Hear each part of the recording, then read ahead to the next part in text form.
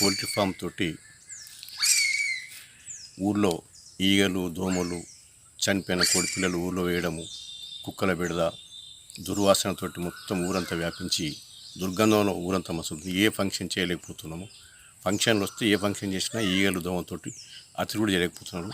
గుడి poultry form మధ్యలో ఉంది కనుక పిలిగ్రిమ్స్ భక్తులు ఎవరు వచ్చి కూడా వాళ్ళ పూజా కార్యక్రమాలు పోచమ్మకు బోనాలు సరిగ్గా సమర్పించలేకపోతున్నారు దుర్వాసనతో. 2016 నుంచి వెళ్ళి ఈ పోల్ట్రీ ఫామ్ తీసేయడానికి నేను ప్రయత్నం చేస్తున్నాను.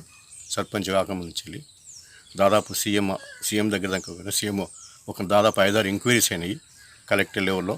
లాస్ట్ ఎంక్వైరీ సీఎం నుంచి పోతే సీఎం నుంచి కలెక్టర్కి వచ్చింది. ఆ ఎంక్వైరీ అట్లే పెండింగ్లో ఉన్నది.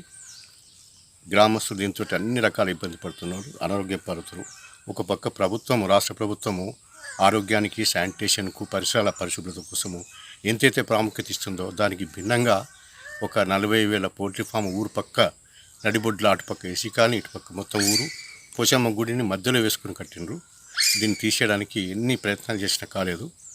కరోనా పుణ్యంతో కలెక్టర్ గారికి మార్నింగ్ ఒక వాట్సాప్ మెసేజ్, ఒక లెటర్ మ్యాన్స్క్రిప్ట్ రాసి వాట్సాప్ చేసినట్టయితే ఇమ్మీడియట్గా స్పందించి వేలేరు ఎంఆర్ఓ గారికి ఆర్డర్స్ ఇష్యూ చేసిండు.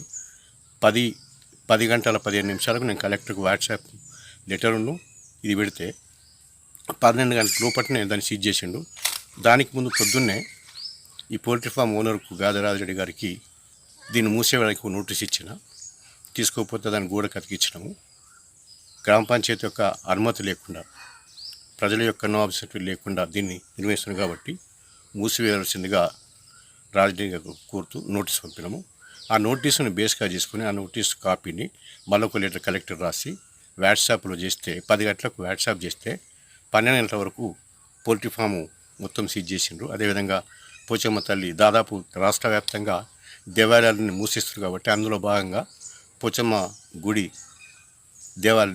గుడి తలుపులు కూడా సీజ్ చేసి దాన్ని కూడా మూసేసి సీల్ చేయడం జరిగింది. ఈ విధంగా కలెక్టర్ గారు మా గ్రామాన్ని అనారోగ్యం పాలు కాకుండా ఈగల దోమల కుక్కల బెడద నుంచి రక్షించినందుకు వారికి గ్రామస్తుల తరఫున మనస్ఫూర్తిగా హృదయపూర్వక నమస్కారాలు తెలుపుతున్నాను. వారికి అన్ని రకాలుగా ధన్యవాదాలు.